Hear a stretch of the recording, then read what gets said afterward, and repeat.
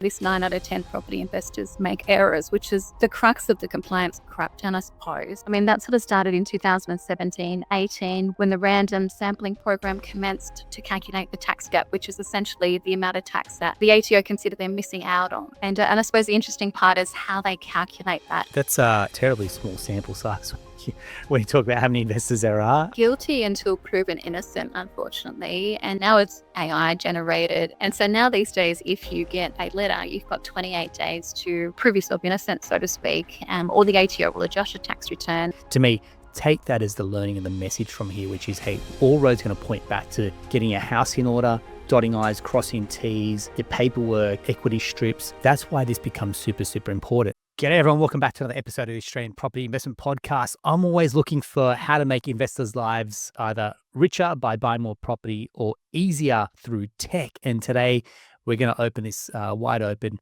If you've followed our journey, if you've heard the boys over at APS, particularly Sam and Nick Fowl, they've become big advocates for a platform called TaxTank. And having jumped in there, had a look around, played around, and us fiddling around, I'm saying this is a game changer. But we're not here to talk about platforms or product or tech. We're here to actually zoom out a little bit and actually go through the nuts and bolts of, as an investor, why housekeeping becomes super important. There's times where you play in shades of grey, and there's times where the letter of the law is true to form, and you do not want to fall outside that, particularly with the ATO as well. So we've brought in Nicole Kelly, who is the mastermind behind TaxTank, and very much going to kind of walk you through, what the ATO is looking for, what are they forensically looking at when it comes to property investors, and how so many investors actually get this wrong. So Nicole, welcome on. How you doing? Great. Thank you for having me. Yeah, it's Thank you. definitely an interesting topic. It is.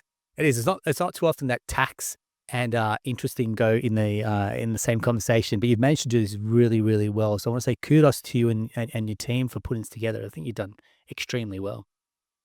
Yeah, definitely. Well, we've tried to build a product that didn't exist and something that people really need. And we've been building up for quite some time. It's sort of been 5 years in the making, but the product now is very timely, especially in consideration to what's happening on the ATO compliance side. Yeah. So it's probably a really good place to start, because you go ATO compliance, for example. I know that, tax debt, particularly small business owners, that's beyond the firing line, and, they're taking a fairly hard line approach to that as well.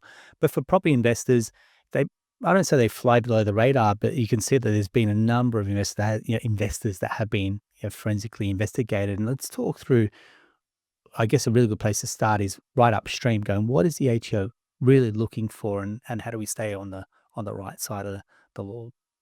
Yeah, look, I suppose a really good place to start is, this 9 out of 10 property investors make errors, which is the crux of the compliance crackdown, I suppose.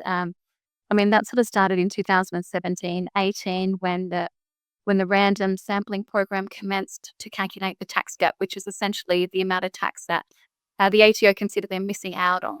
And I suppose the interesting part is how they calculate that, especially with regards to property investors and the random sampling program itself.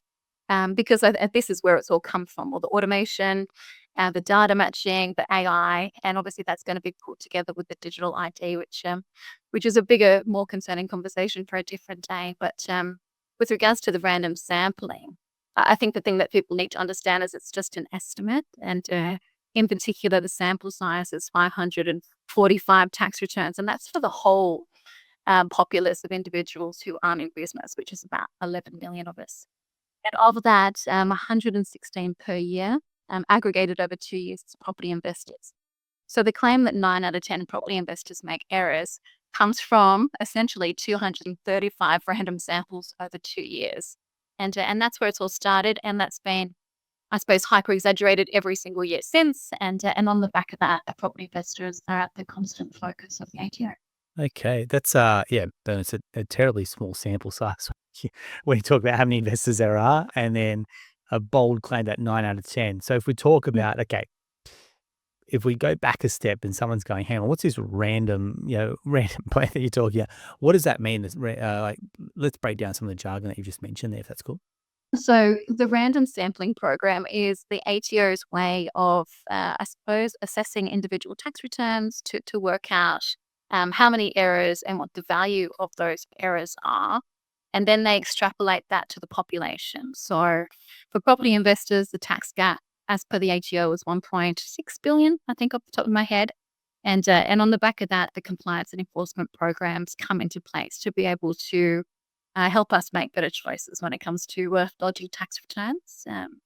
But with regards to the ATO, I suppose the more interesting thing is that there is no real transparency or analytics released specifically to property investors as to what those errors are. And when you have a look at individuals and the data that they do make available, many of those errors are in the ATO's favor as well. So it's really an interesting way to be able to forecast what those tax gaps are. But the reality is that's what's used.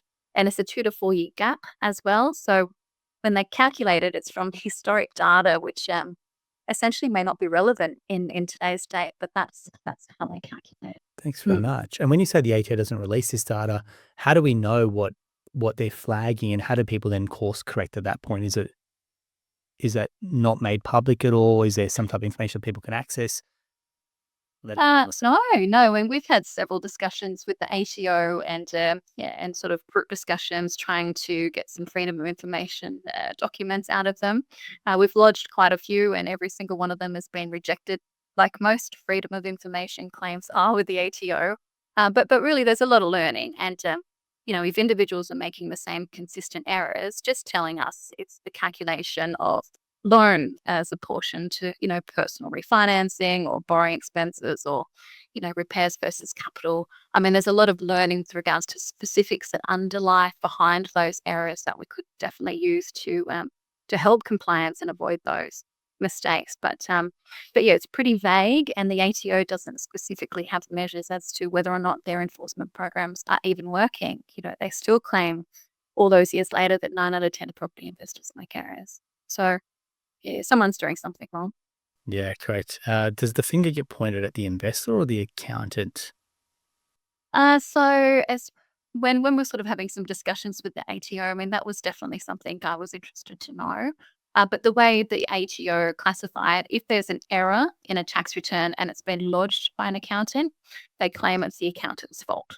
So even if the information that was provided by the individual to the accountant was inaccurate or incomplete, it's still considered an error on the tax agent side. Okay, cool.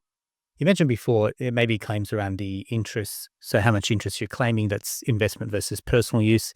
This happens frequently. I can say from times that we do equity strips and you got loans that are, one property might have three, splits against it, and over time, even us with our meticulous loan strategies, we can go back through it.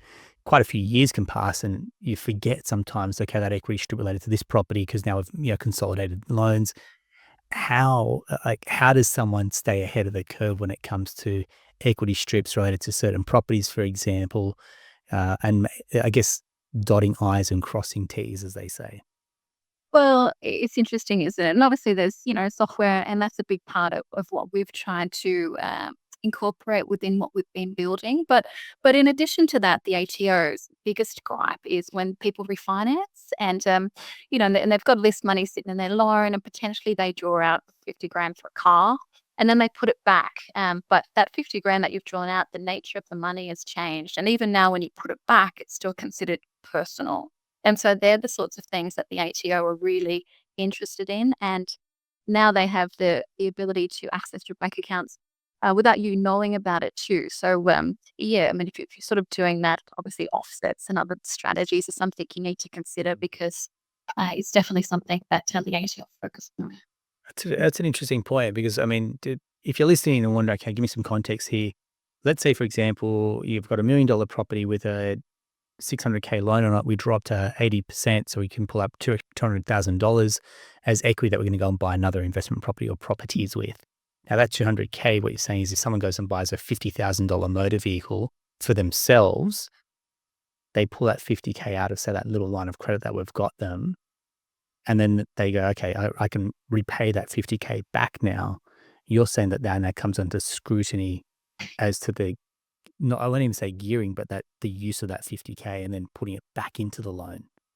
Yeah, and the ATO said the purpose of the money has changed. So even though it was investment, and the fact that you've pulled it out and put it back, it's the nature has changed, and that is no longer deductible even when you pay it back. Yeah. Okay. To know. Yeah, so that's a good it's a good sales card for offsets for sure. Oh, that. Thank you, Nicole. Anyone that says don't get an offset account, please give yourself or your broker an uppercut.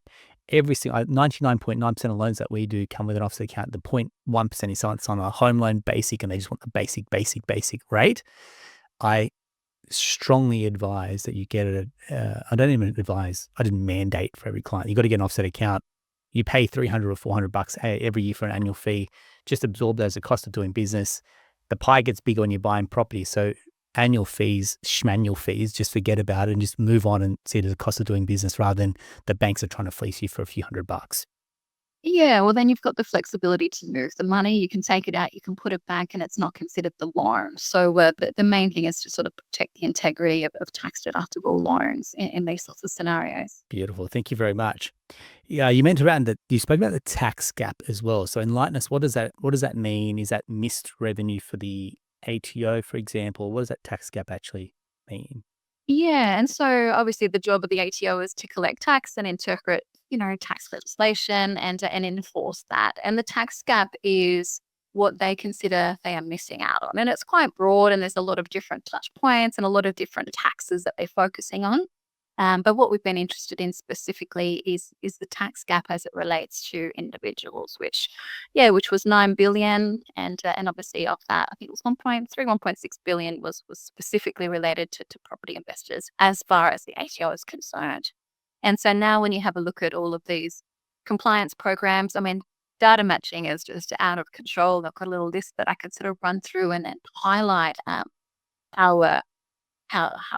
intensive this is these days. If you're happy to, let's go through that if you want. Yeah, look, and because there's so many, I wanted to just give you like the top 5 that I Sure. think are just important to know.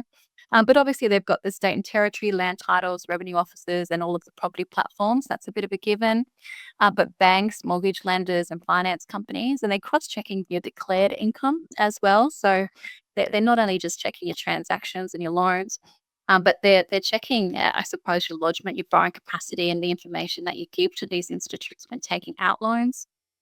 State bond authorities, to detect undeclared rental incomes, quantity surveyors, developers, real estate agents. So they're validating your depreciation and your other associated claims. And obviously, utilities and third party supplier data. So electricity, gas, council rates, Airbnb platforms to really sort of make sure that, any dates that you're giving, especially CGT calculations, is accurate and monitoring that very, very closely. Yeah. Yeah, and that's just some, like, the list is absolutely enormous. You'll never believe again. Oh, I was about to say, like, I think my stomach flipped when you started to say some of those things. So, like, yeah, there's a space for gray areas and there's a space for black and white. How does someone? I'm not saying here how you play in gray, but okay, something sort of got missed. There could be an innocent mistake here, for example. And so, is there wiggle room? Hey, you say, look, as an administrative oversight, for example, as a miscommunication between, say, an accountant or a client. Is there guilty till proven innocent, or are you innocent till proven guilty? You're guilty until proven innocent, unfortunately, and what makes it even more important these days is the fact that it's AI generated. So not only is the ATO collecting this enormous amount of data from these enormous sources, now it's AI generated, and the autonomy that goes into working out whether or not there's any discrepancies or anything flagging any of the data within your data set. But it's not even real people. And so now these days, if you get a letter, you've got 28 days to prove yourself innocent, so to speak, or the ATO will adjust your tax return, and then you would need to follow an objection process to be able to correct that. So it's and even though the ATO have introduced all this technology, they haven't introduced any more user-friendly ways for you to deal or manage these sorts of situations if they do arise. And the ATO get it wrong, that they say that a lot of this AI automations in learning phases as well. It's really I mean, if you're doing things old school these days, it's very risky.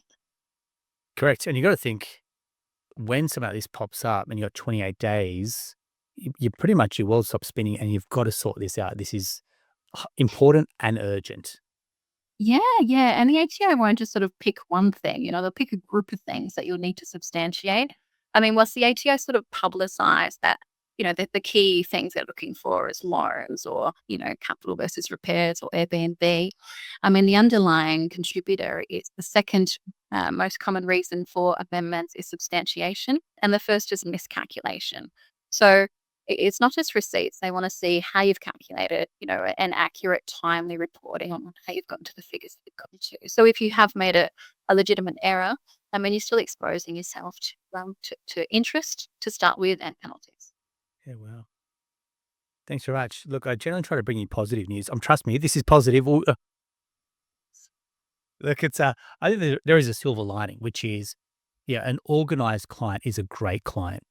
From our perspective, I mean, an organized broker would be a great broker, for example. An organized accountant is a great accountant. So to me, take that as the learning and the message from here, which is, hey, all roads going to point back to getting your house in order, dotting I's, crossing T's, your paperwork, your equity strips.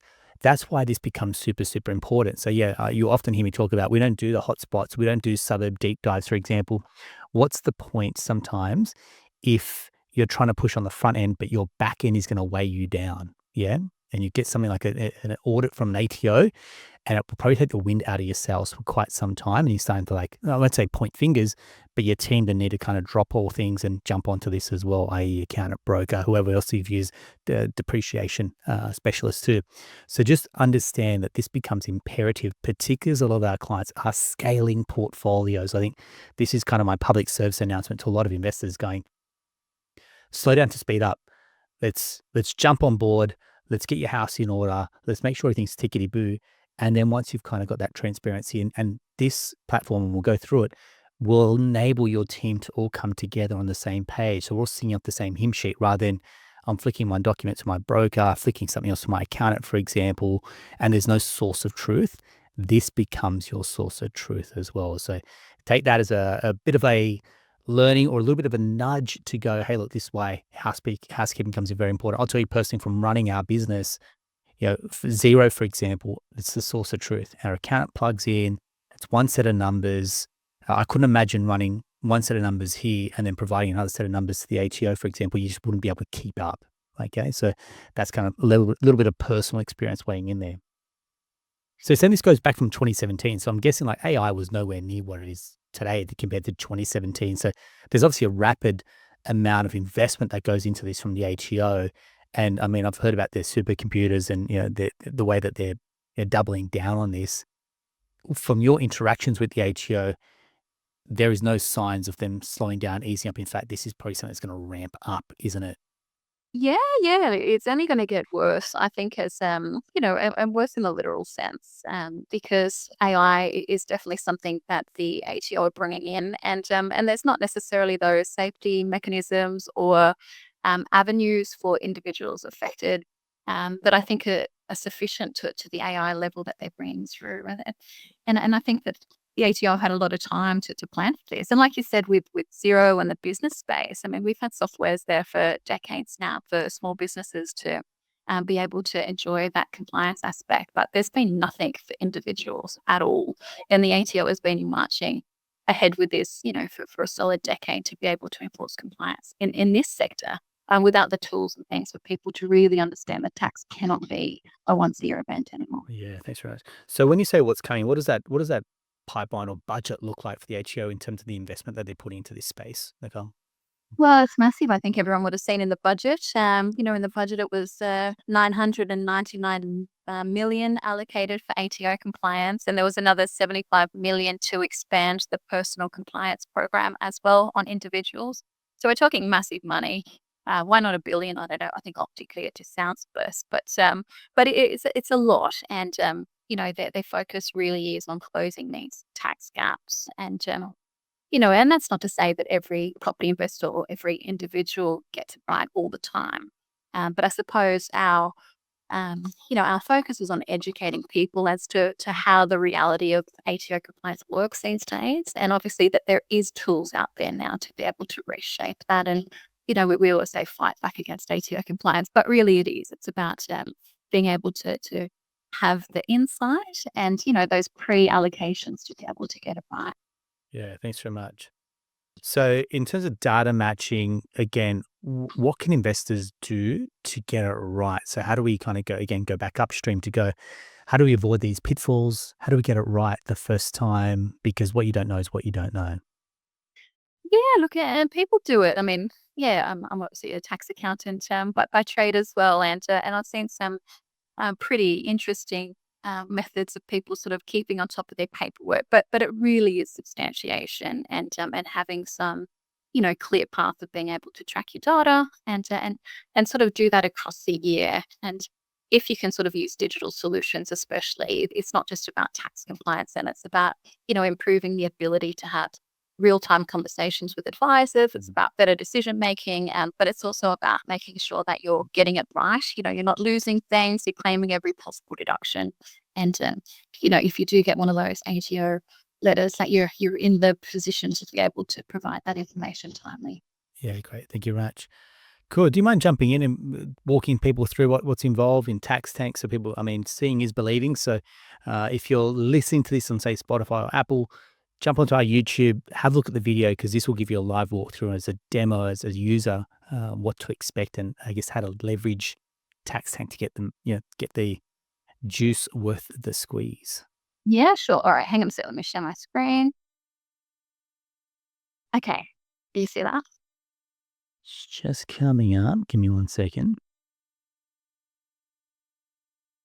There we go. Thanks. All right, so I'm just going to go into a little demo file. Maybe she's got some data. So essentially, to give you a bit of a background on what TaxTank is, we've kind of reverse engineered the individual tax return into something that almost looks like you want to kind of use it, bit of fun. But we work in tanks: property tank, work tank, sole tank, holdings tank, and they're the four main components of an individual tax return. And each of those tanks has functionality, not just tax compliance, but we've built in all of those, logbooks, home office diaries, all of the functionality that sort of reverse engineers, the tax compliance process itself. Every year we grandfather or we lock in all of the tax rules. So you can go backwards and forwards through your data. Everything is there. This is not a system where you just come in there and prep for tax time. This is a real live system. As things change, which they do all the time, our main focus is to be able to not just automate it, but present this data in a way that actually makes sense. When you're onboarding, obviously forecasted tax, you want to know how much tax you're going to pay, and then the goal is to obviously try and improve on that. And our actual component, as the year is progressing and you're allocating transactions in real time, we're calculating what your live tax position is all year round. So there's no more of that, tax time scramble. The idea is that, a few hours a week or whatever that may be, I mean, everything is done and live. We've got some budgeting functionality. You can invite your accountants, you can invite advisors. It's very similar to business applications in that regard. And today I'm going to focus primarily on the property tank. So property tank is probably one of our main tanks. I really like property and shoes. So this particular module got lots of functionality that I think is useful. So at a whole, it's important to know within this software, you can add properties in any ownership structure. It doesn't necessarily need to just be individual properties. You can manage properties in trusts. You can manage your super fund properties. We've got specific portfolios for land and for share properties to be able to ensure those calculations are accurate. On the property tank dashboard, we look at everything holistically. So, we don't care who owns what in what entities at this point. We're looking at the LVR, we're looking at borrowing power, net surplus ratios, average interest rates. We've got some additional reports with regards to borrowing power, so you can sort of, assess which ones you want to leverage and muck around with what things look like if you're looking to buy more properties in particular. And then we sort of move into the portfolio level. So as you're adding properties, we're integrated. Well, this one's got property reach, but we're integrated with Core Logic. So we bring you, live market values and live equity forecasts to be able to really get a accurate estimation on what your property values look like now and then into the future. And you can kind of drill down into all properties and then into those specific portfolios. Vacant land is obviously something that's changed recently, and so we've got a specific portfolio within here to be able to capitalize all of your expenses, and then once that property is built, then you can move it from one portfolio to the other to be able to start claiming from a tax perspective. But the whole time within the software, we're looking at market values, equity, tax, and cash positions. I mean, people often confuse the tax and the cash positions and they make decisions to sell the wrong properties for the wrong reasons. So we're trying to highlight the things that people really need to be able to see easily. And then we kind of move down into the property level. You can tell it's designed by girls or pretty, and we like pictures. But yeah, here we're sort of looking at rental returns, and we're comparing the properties for the best performance in growth and tax. And as allocation or as transactions are allocated throughout the year, we're continually updating this data to make it useful. And then you can kind of drill into the property. So we have pictures, you can move through your properties. We're looking at the same data, but now sort of at those different levels. And as you're allocating bank transactions from bank feeds, which I'll show you in a sec, or, you can sort of be adding them within the property itself if they're cash specifically to be able to build out a nice little archive of what those expenses are throughout the year. You can kind of drill in, there's documentation can be attached to all of these things. And you'll recognize that all of this stuff is reflective of what you would find in your tax return. And that's important because everything is reverse mapped to all of the schedules that accountants and advisors need as well. We obviously have income tabs, and we've got some, cool little ways to be able to capture net to growth and obviously all of those other calculations if rents are held over to be able to keep the gross income accurate. Depreciation for property is fun, of course. Everyone loves that. And so within our system, we automate that. So, we have assets added individually, so we don't, within this software, we don't have the ability for you to add just in one lump sum. And there's some reasons for that. I mean, that's sort of, I suppose, part of what the ATO are looking at, but it's never accurate. Sort of that first year schedule might be accurate initially, but things change. You replace assets, you need to be able to write them off and then obviously bring in any new assets.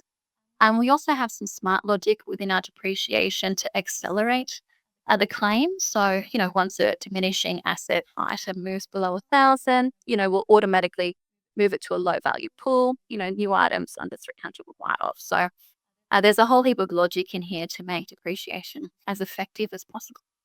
And you can also manage DIY pools within here as well. So if you're building a new kitchen or, doing any of those projects, you can have capital pools with group start dates to ensure that compliance process is within what it needs to be.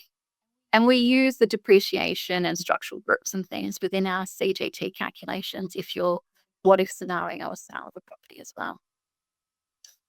Yeah, so that's depreciation. Equity at the property level, obviously Core Logic is what we use for a lot of this data. And you can sort of update that monthly as well with real life data to keep those things in check across your portfolio. And then I suppose from a property level, you can share properties with co-owners, to avoid any duplicate data entry. Forecasting can be updated in real time because it kind of needs to be. You can see which bank accounts are linked to which properties. And you can also sell properties within the system, whether that's, properly or if you're just sort of what if scenarioing. But we've actually sort of worked out how to utilize the information that we have, for add backs, those land holding costs to be able to calculate cost bases accurately. If I was to sell this property, let's make some good money on it. Some questions. So the whole way through, obviously, we're calculating what the capital gain is as per the ownership share for tax. And then obviously we have the concessions and the exemptions that are consistently in the spotlight too. But here we know things. We know if the 50% discount will apply from the contract dates. And then if properties have been moved, we can sort of calculate some of this stuff automatically. But the idea is that you don't necessarily need to wait for an accountant. You can kind of play around and see whether or not selling that property now in this specific financial year is something that's going to be tax effective for you. Or if you can sort of introduce things like super contributions or whatever to mitigate the burden of CGT.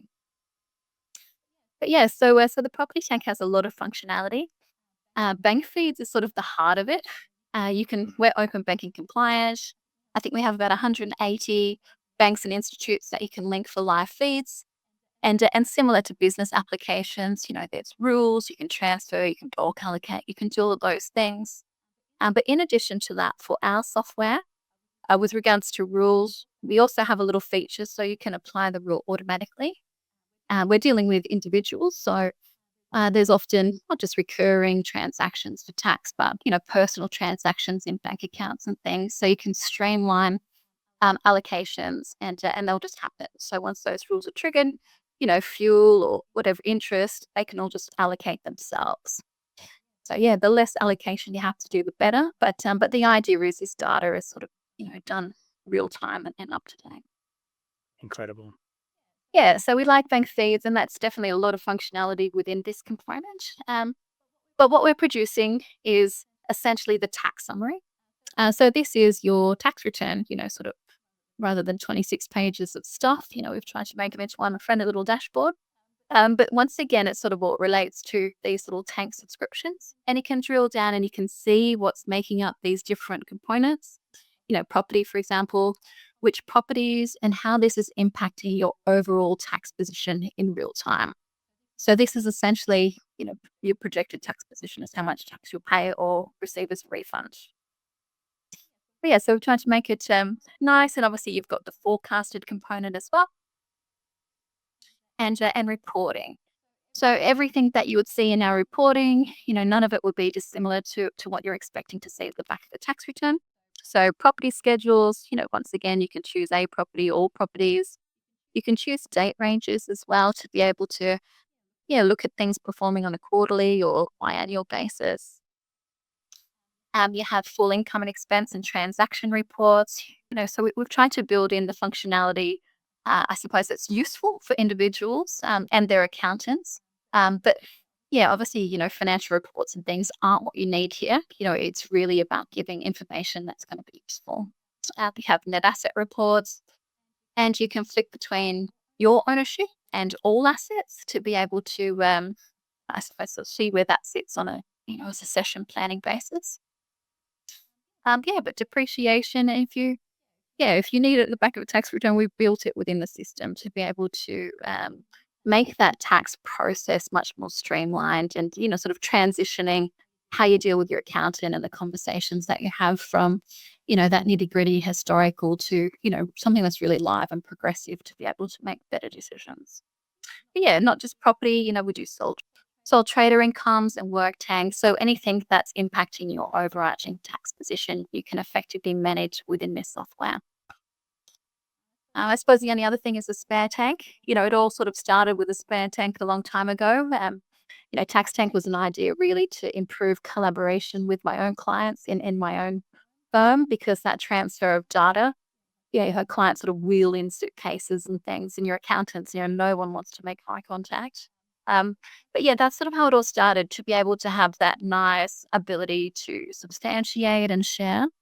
But yeah, we've sort of progressed well beyond that. But our spare tank documentation just rolls forward year after year. So if you're looking for something, or you do get one of those audit letters, then obviously here's where you can come and download everything quickly.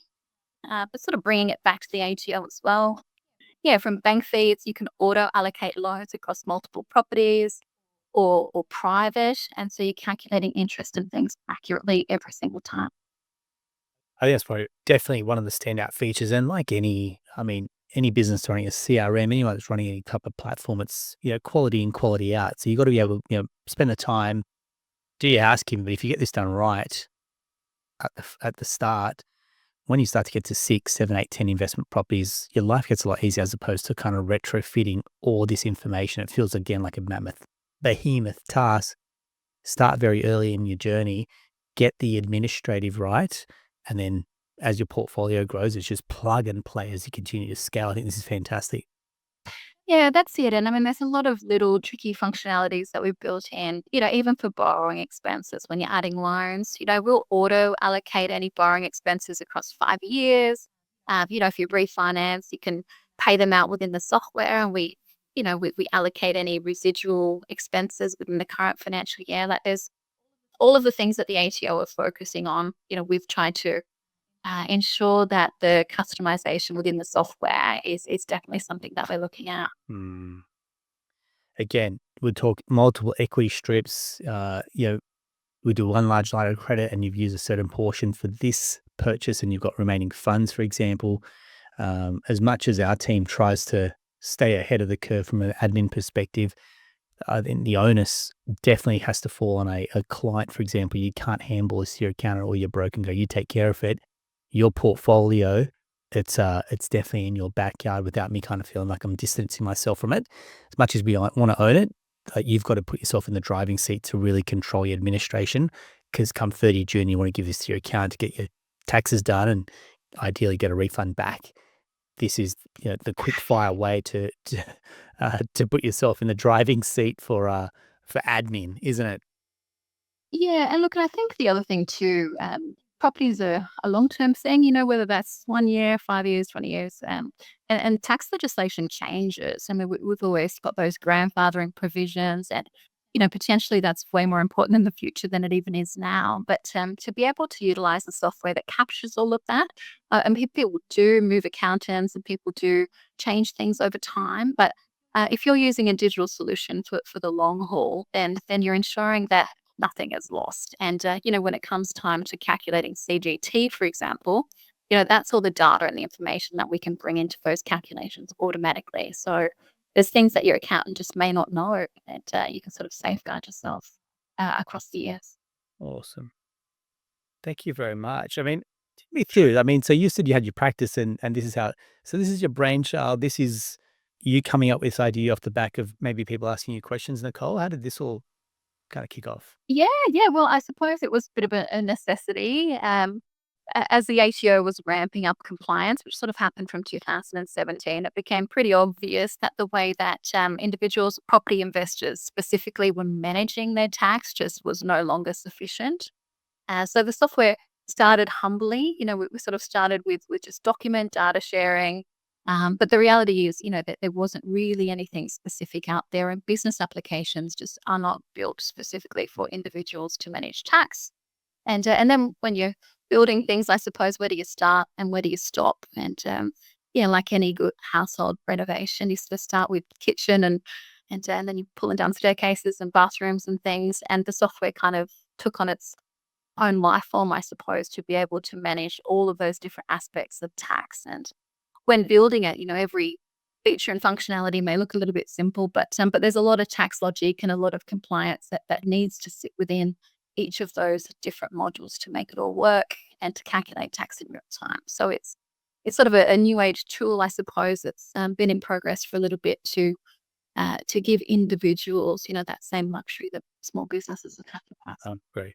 I agree. Look, our business thrives under zero. Like the click of a finger, I'm like, give me the P&L, give me the year to date, for example, show me where our business health and cash flows are. It feeds into our bank account. So I can truly say firsthand, when you invest in the technology and you put good quality data in there, the insights, analytics that you do get become imperative. Now, that allows Bernie and I, for example, and our accountant to speak the same language, to look at the same set of numbers, for example, make good quality decisions. From that perspective, if you can plug in here, get your accountant, get your buyer's agent, get your mortgage broker, if you've got an advisor, for example, all singing off the same hymn sheet, it makes it very, very easy to come together.